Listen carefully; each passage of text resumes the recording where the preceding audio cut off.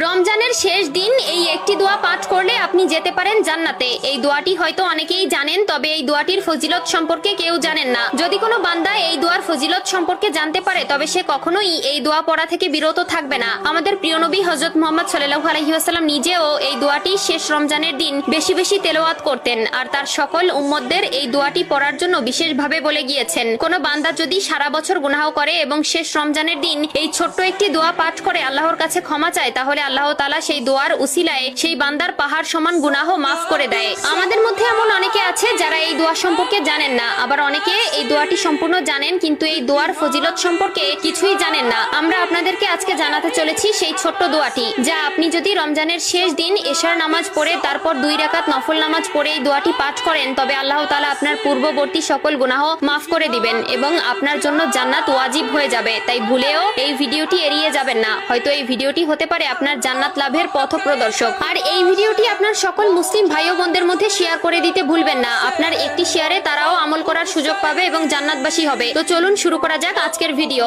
আমরা তো জান্নাতে যাওয়ার জন্য কত কিছুই না করে থাকি, 5 ওয়াক্ত নামাজ আদায় করা, সামর্থ্য থাকলে হজ করা, দান সদকা করা, আরো অনেক কিছু। তবে এসবের পাশাপাশি কোনো বান্দা যদি এই ছোট্ট দোয়াটি রমজান মাসে রমজানের শেষ দিন এশার নামাজ পড়ে পাঠ করে তবে তার জন্য জান্নাত ওয়াজিব হয়ে যাবে। আমাদের প্রিয় নবী হযরত মুহাম্মদ সাল্লাল্লাহু আলাইহি ওয়াসাল্লাম নিজে প্রত্যেক রমজানের শেষ দিন এই দোয়াটি কয়েকশো বার পাঠ করতেন। দোয়াটিকে অনেকে সাইয়্যিদুল ইস্তিগফার নামে বেশি চিনেন। দোয়াটি হলো আল্লাহুম্মা আনতা রব্বি লা ইলাহা ইল্লা আনতা খলাকতানি ওয়া আনা আবদুক ওয়া আনা আলা আহদিকা ওয়া ওয়াদিকা মাস্তাতু আউযু বিকা মিন শাররি মা শনাতু আবু লাকা বিনিমাতিকা আলাইয়া ওয়া আবু উ বিদানবি ফাগফিরলি ফা ইন্নাহু লা ইয়াগফিরুজ জুনুবা ইল্লা আনতা। প্রিয় নবী হযরত মুহাম্মদ সাল্লাল্লাহু আলাইহি ওয়াসাল্লাম বলেছেন, কোন বান্দা যদি এই দোয়াটি পাঠ করার পরে মৃত্যুবরণ করে তবে তার জন্য জাহান্নাম হারাম হয়ে যাবে এবং সে সরাসরি জান্নাতে প্রবেশ করবে। আর যদি কোনো বান্দা এই দোয়াটির অর্থ জানতে পারে তবে তার চোখ দিয়ে অনবরত পানি পড়তে থাকবে, কেননা এই দোয়ার অর্থ এতটাই সুন্দর যে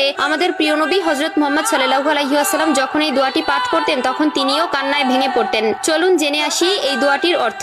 হে আল্লাহ, আপনি আমার প্রতিপালক, আপনি ব্যতীত কোনো মাবুদ নাই।